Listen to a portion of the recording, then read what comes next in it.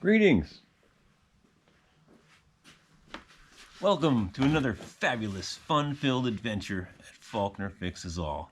What would you do to get a Schwinn wheel, a front wheel?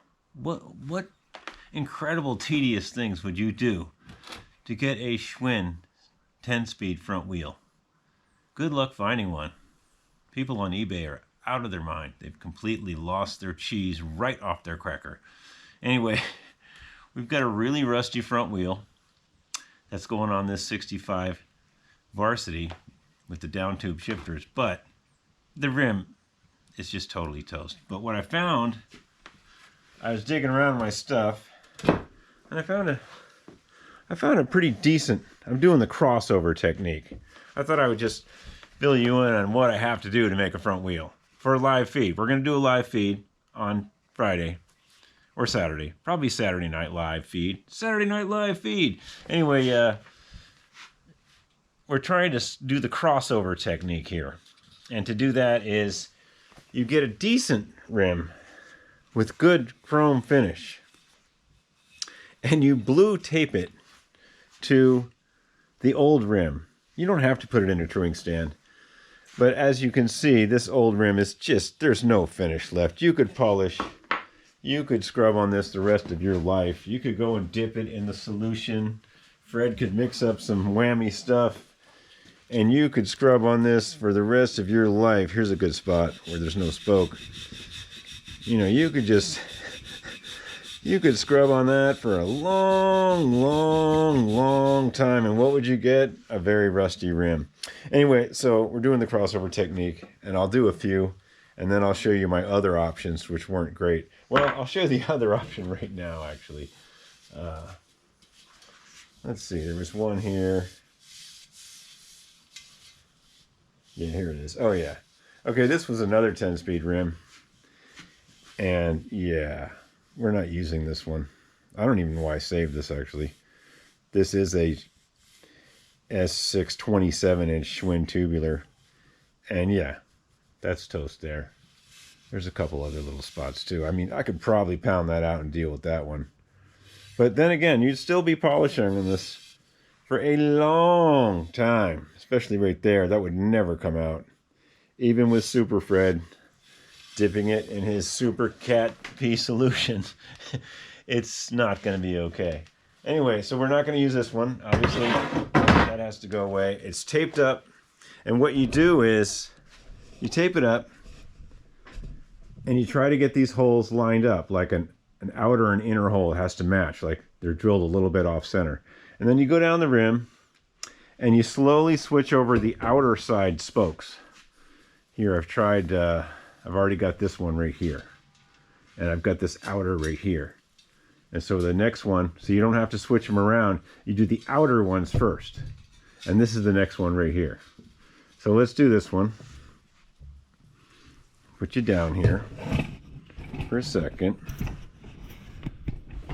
So we're going to take this spoke, which is an outer. We're going to undo it. I already cracked it open with this spoke wrench. And these spokes are really old, but they're not like corroded old. The threads are kind of snappy when you undo them. So what I've been doing is, you guys still there? Yeah. Go bring it over to there, put it in the hole, and then put a drop of 3-in-1 in here. These nipples, spoke nipples, have not seen much maintenance in their life. In fact, I probably would dare to say that this front wheel that I'm switching it over from has probably never been trued. Just once at the factory. It just kind of is there. Anyway, it's a really rusty rim, and we're cheating a little. Yes, should I take it all apart and individually buy new spokes or clean these very thoroughly and look at them? Yes, but you know what? We are doing what we can do here at Faulkner Fixes All.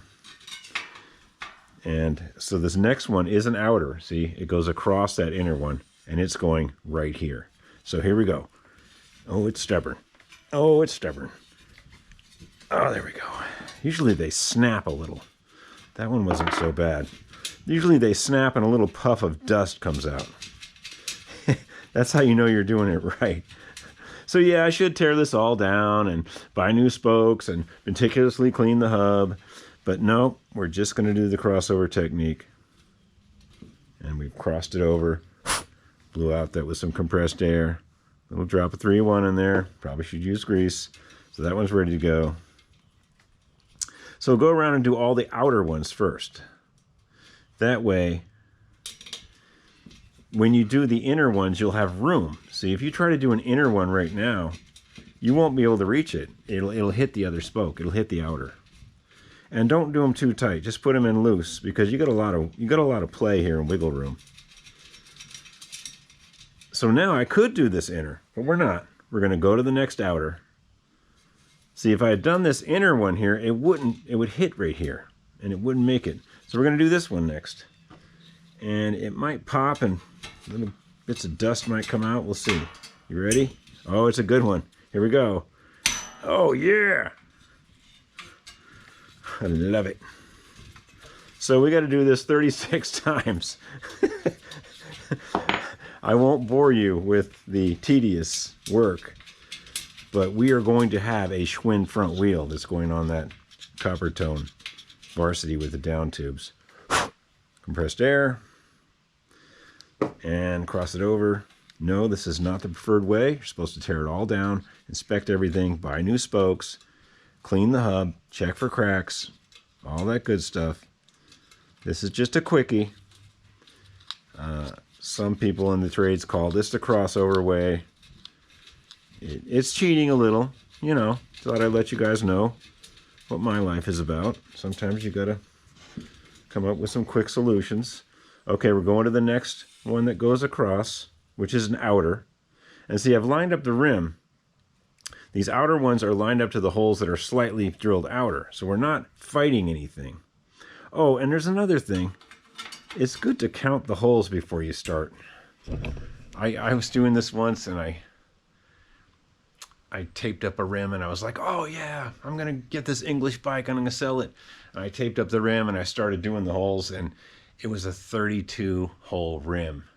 And the rim I was going from was a 28 or something. English people are like that. They kind of skimped on spokes. Some of the English bikes skimped on the spokes. Anyway, so when I was going around, everything was fine until I got about a quarter of the way, and I was like, oh no, where are all these extra spokes going? So count the holes. Yeah, I've been there. Here we go. Oh, it's a mean one. Oh yeah.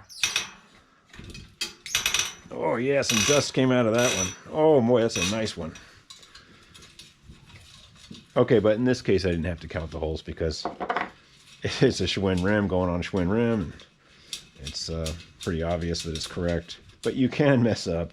And you can tape the rim on the wrong way, so you're going outer spokes to inner holes, which really messes you up. And then you realize halfway through that you're messing up. But it takes a while. Okay, so we're switching that over. See how that works? It's going to be a nice rim. There's going to have to be plenty of truing on this, though.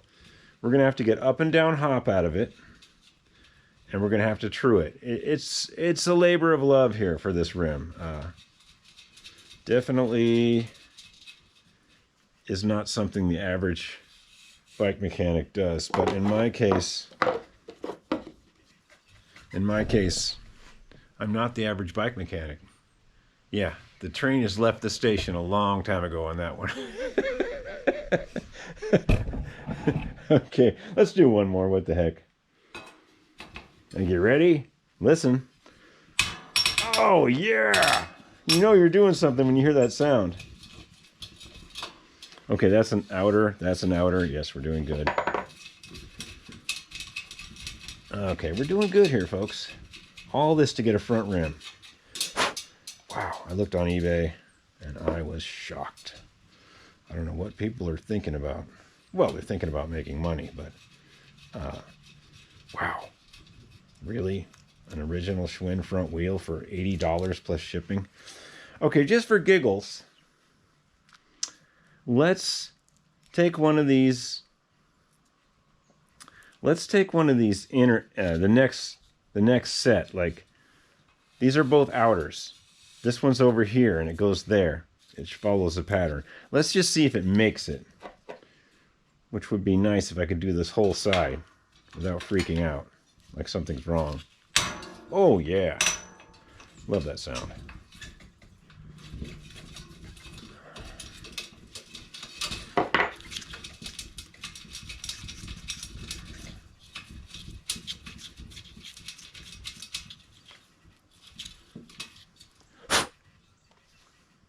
Okay, a little oil in there because these spokes are dry as the day they were put in. Actually, Schwinn probably... Okay, that was there. Let's not mess up. And hopefully we can get it to there. Schwinn probably did put some grease on these in 1970 or whatever this rim is. Oh yeah, we're going to make it. See, we'll be able to do this whole side. Yeah, we'll make it. It's pretty even right here. Let's spin it around 180 and check. It's fairly even. Okay.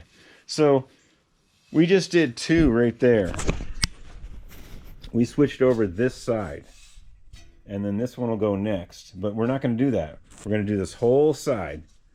Outers, inners and outers, inners and outers, inners and outers, and then inners and outers. And then there's one missing somewhere. We'll have to, when we get to that missing spoke, we'll have to deal.